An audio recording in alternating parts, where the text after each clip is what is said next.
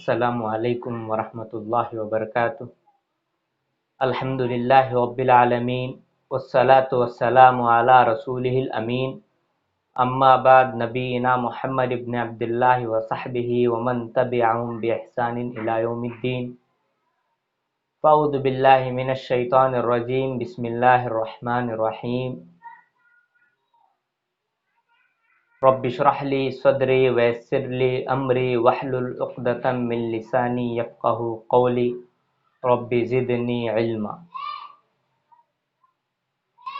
سب سے پہلے میں اللہ رب العالمین کا شکر ادا کرتا ہوں کہ اس کے توفیق و عنایت سے آج میں آپ کے سامنے کچھ باتیں موجودہ حالات کے پیش نظر بولنے کی کوشش کر رہا ہوں۔ آج میری تقریر کا عنوان ہے مصیبت مشکل کے بعد آسانی ہے، ان مع العسر یسرا۔ یہ اللہ تعالیٰ کا دستور رہا ہے، جہاں بدی کی انتہا ہو، جہاں خرابیاں فتنے سر چڑھ کر بول رہے ہو، وہیں سے اللہ تعالیٰ نیکی کی شروعات بھی کرتا ہے۔ اس کے لیے بے شمار مثالیں، جیسا آزر کے گھر میں اللہ تعالیٰ نے ابراہیم علیہ السلام کو پیدا کیا، فرعون جیسے جابر ظالم بادشاہ کے گھر میں موسیٰ علیہ السلام پروان چڑھے، اسی طرح مکے کے مشرکانہ ماحول اور جو بچوں کو گٹیوں پہ شراب دینے پر فخر کرتے تھے، اسی طرح ایک سے زیادہ عورتوں پر ناجائز تعلقات رکھنے پر فخر کرتے تھے، ایسے ماحول میں اللہ تعالیٰ آپ صلی اللہ علیہ وسلم کو بھیجتا ہے۔ اور یہ آزمائشیں، یہ مصیبتیں پہلے سے چلی آ رہی ہیں کہ جو جتنا محبوب ہوتا ہے اللہ تعالیٰ کو، اللہ تعالیٰ اس کو اتنا ہی آزماتا ہے۔ سب سے زیادہ آزمائش انبیاء کو آئی۔ تو میں اپنے عنوان کے تحت واقعات کے روشنی میں، انبیاء علیہ السلام کے واقعات کے روشنی میں بتانے کی کوشش کروں گا کہ موجودہ حالات جیسے کچھ ہو، ہم ان واقعات کے ذریعے سبق لے سکتے ہیں۔ حضرت آدم علیہ السلام کو چھوٹی سی لغزش سے جنت سے دور ہونا پڑا، انہیں دنیا میں آنا پڑا، اور ان کی توبہ قبول ہونے میں بھی کچھ وقت لگا۔ خود آدم علیہ السلام کی دعا ہے، ربنا ظلمنا انفسنا وان لم تغفر لنا وترحمنا لنکونن من الخاسرین۔ لیکن بعد میں دعا قبول ہوئی، اور ان سے دنیا کی نسل چلی اور آج تک چلی آ رہی۔ اسی طرح بے شمار انبیاء، حضرت یونس علیہ السلام کے بارے میں آتا ہے کہ قوم سے جب مایوس ہوئے تو سفر پر نکل پڑے، لیکن مچھلی نے انہیں نگل لیا۔ مچھلی کے پیٹ میں یونس علیہ السلام دعا کرتے ہیں، فنادا فی الظلمات اللہ الہ الا انت سبحانک انی کنت من الظالمین، کہ تاریکیوں میں وہ دعا کرتے ہیں اللہ تعالیٰ سے، تو اللہ تعالیٰ نے ان کی دعا کو قبول کیا۔ ہے تو آزمائش، لیکن اللہ تعالیٰ نے آزمائش سے نکالا۔ اسی طرح حضرت ایوب علیہ السلام کے بارے میں آتا ہے، نہایت مالدار تھے، گھر بار سب کچھ تھا، بہت زیادہ مالدار تھے، لیکن ایسے مرض سے دوچار ہوئے کہ رشتہ داروں سے دور ہونا پڑا، مال اولاد سے دور ہونا پڑا، سب کچھ چھوڑ کر چلے گئے، صرف ایک بیوی تنہا ان کے ساتھ رہ گئی۔ وہ بھی دعا کرتے ہیں، وَأَيُّوبَ إِذْ نَادَىٰ رَبَّهُ أَنِّي مَسَّنِيَ الضُّرُّ وَأَنْتَ أَرْحَمُ الرَّاحِمِينَ، کہ جب انہیں تکلیف پہنچی تو وہ دعا کرتے کہ تو ہی سب سے زیادہ رحم کرنے والا۔ تو اللہ تعالیٰ نے ان کی دعا کو بھی قبول کیا، اور انہیں پھر سے مال، رشتہ دار سب کچھ عطا کیا۔ روایتوں میں آتا ہے کہ ان کی بیماری کے تعلق سے وہب ابن منبہ کا قول ہے کہ 3 سال رہی، اور اسی طرح انس بن مالک کا قول ہے رضی اللہ عنہ کہ 7 سال وہ بیماری کا شکار، 7 سال انہیں آزمائش کے مراحل سے گزرنا پڑا، اس کے بعد اللہ تعالیٰ نے انہیں سکون عطا کیا۔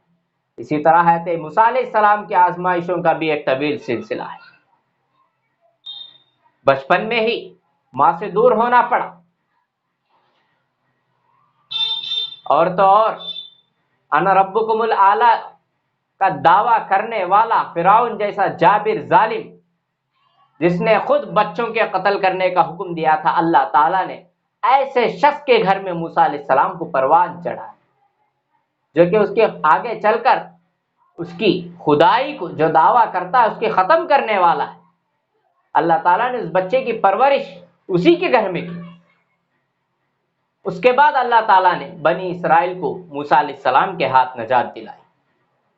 حضرت زکریا علیہ السلام طویل عمر ہو گئی تھی، بڑھاپے کی عمر میں، لیکن اللہ پر انہیں بھروسہ تھا۔ وہ اس عمر میں بھی دعا کرتے رب لا تذرنی فردا وانت خیر الوارثین، کہ تو مجھے تنہا مت چھوڑ اور تو ہی بہترین وارثین میں۔ اور یہ دعا کا بھی ایک پس منظر ہے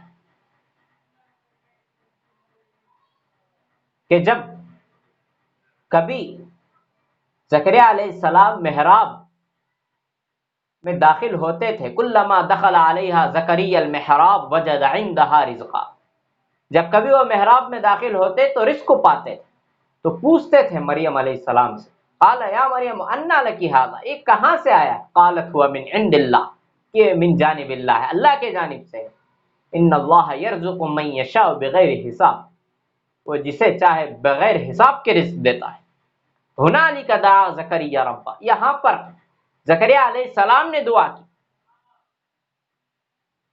کہ جب مریم علیہ السلام کے سامنے نفیس قسم کے پھل ہوا کرتے تھے اور وہ بھی بے موسم پھل ہوتے تھے، تو زکریا علیہ السلام نے دعا کیا کہ جب میرا پروردگار بے موسم پھل دے سکتا ہے تو مجھ جیسے بوڑھے کو، عمر رسیدہ کو اولاد کیوں نہیں دے سکتا؟ ضرور دے سکتا ہے۔ ہنالک دعا زکریا رب قال رب هب لی من لدنک ذریۃ طیبہ انک سمیع الدعاء، تو اللہ تعالیٰ نے ان کی دعا بھی قبول کی۔ اسی طرح ہے یوسف علیہ السلام کا واقعہ نہایت ہی مشہور ہے۔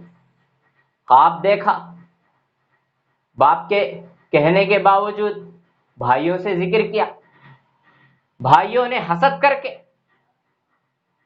انہیں کنویں میں ڈال دیا، قافلے والوں نے مصر میں جا کر بیچا، اور زلیخا کی مکاریوں سے قید و بند کی صعوبتیں بھی یوسف علیہ السلام نے جھیلی کہ خود فلبث فی السجن بضع سنین، سورہ یوسف میں اللہ تعالیٰ فرماتا ہے کہ مفسرین اس کی تعبیر 7 سال سے کرتے ہیں کہ 7 سال یوسف علیہ السلام جیل میں رہے، لیکن خود اللہ تعالیٰ نے بعد میں انہیں مصر جیسی عظیم سلطنت کا مالک بھی بنایا۔ کہ ایک ایسا بچہ جس کو کچھ سکوں کے عوض مصر کے بازار میں بیچ دیا گیا تھا اور جس کو جیل بھی جانا پڑا، لیکن بعد میں چل کر وہ مصر کا بادشاہ بنتا ہے۔ اسی طرح حضرت ابراہیم علیہ السلام، ان پر بھی کئی قسم کی آزمائشیں آئی۔ پہلے تو ہجرت کرنا پڑا اور توحید کے خاطر آگ میں کودنا پڑا، اولاد کے سلسلے میں آزمائش، ایک طویل عمر تک اولاد نہیں تھی، جب اولاد ہوئی تو اس کے بعد ایک آزمائش، فلما بلغ معه السعي قال یا بني انی ارى في المنام انی اصبحك فانظر ماذا ترى، خواب میں دیکھ رہے ہیں کہ بچے کو قتل کر رہے ہیں، بچے کو قتل کرنے کے سلسلے میں ایک آزمائش۔ اس کے بعد اللہ تعالیٰ کہتا ہے واتخذ اللہ ابراہیم خلیلا، کہ ہم نے ابراہیم علیہ السلام کو اپنا دوست بنایا۔ اسی طرح آپ صلی اللہ علیہ وسلم کے لیے بھی کئی قسم کے آزمائشیں ہوئی، طائف کا وہ منظر ہمیں یاد ہے۔ اسی طرح شیب ابی طالب میں آپ صلی اللہ علیہ وسلم نے 3 سال گزارے، 7 ہجری سے 10 ہجری تک۔ اس زمانے میں صرف بائیکاٹ ہی نہیں بلکہ کھانے پینے، تجارتی تعلقات، معاشرت، ہر قسم کا بائیکاٹ تھا۔ آپ اور آپ کے خاندان والوں نے ان سب کو برداشت کیا۔ لکھنے والے یہاں تک لکھتے ہیں کہ بچوں کے رونے کی آواز کبھی کبھی گھاٹی کے باہر تک بھی سنائی دیتی تھی، لیکن آپ صلی اللہ علیہ وسلم نے ان سب چیزوں کو برداشت کیا دین کے خاطر۔ اگر ہم ان واقعات کو دیکھیں گے تو ان واقعات کو دیکھنے سے ہمیں یہ پتہ چلتا ہے کہ موجودہ جو حالات ہیں، جو آزمائشیں ہیں، وہ اس سے زیادہ تو نہیں ہے۔ اور اللہ تعالیٰ کا یہ فیصلہ بھی اٹل ہے، ان مع العسر یسرا، کہ مصیبت کے بعد اللہ تعالیٰ آسانی عطا کرتا ہے۔ جہاں پر حالات نہایت پیچیدہ ہوتے ہیں، اس کے بعد اللہ تعالیٰ آسانیوں کو عطا کرتا ہے، آسانی پیدا کرتا ہے۔ تو ہم کو بھی چاہیے کہ انبیاء علیہ السلام نے ان مسائل، ان آزمائشوں میں جس چیز کو لازم رکھا وہ ہے دعا۔ خود ایوب علیہ السلام کے بارے میں دعا کا تذکرہ ہے، یونس علیہ السلام کے بارے میں دعا کا تذکرہ ہے، یوسف علیہ السلام کے بارے میں دعا کا تذکرہ ہے، ابراہیم علیہ السلام کے بارے میں دعا کا تذکرہ ہے۔ ہمیں بھی چاہیے کہ ان آزمائش اور مصیبت کے دور میں توبہ اور استغفار کو لازم پکڑے، کیونکہ اللہ تعالیٰ نے خود کہا ہے وَمَا أَصَابَكُم مِّن مُّصِيبَةٍ فَبِمَا كَسَبَتْ أَيْدِيكُمْ وَيَعْفُو عَن كَثِيرٍ، کہ جو بھی کچھ مصیبتیں تم کو لاحق ہوتی ہیں بما کسبت ایدیکم، تمہارے ہاتھوں کے کرتوتوں کی وجہ سے ہے، وَيَعْفُو عَن كَثِيرٍ، لیکن اللہ تعالیٰ بے شمار بے حد چیزوں کو معاف کرنے والا ہے۔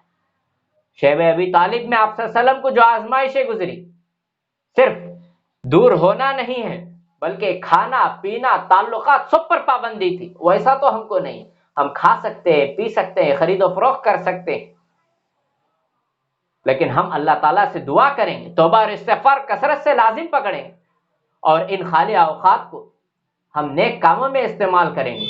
دعا ہے اللہ رب العالمین سے کہ آنے والے حالات میں ہمارے لیے، سارے مسلمانوں کے لیے، بلکہ دنیا والوں کے لیے امن کے، خیر کے، عافیت کے فیصلے فرما، اور جلدی سے جلدی ہمارے لیے سکون اور جو خیر کے فیصلے ہیں وہ ہمارے لیے عطا فرما۔ جو بھی قسم کی جس قسم کی بھی یہ وبائی مرض ہے، وبائی امراض ہے، اس کو جلد سے جلد ختم فرما۔ اللہ تعالیٰ سے دعا ہے کہ اللہ تعالیٰ ان باتوں پر، یعنی توبہ اور استغفار اور انبیاء کی جو سیرت ہمیں ملتی ہے اس کو لازم پکڑنے کی ہمیں توفیق عطا فرما۔ السلام علیکم ورحمۃ اللہ وبرکاتہ۔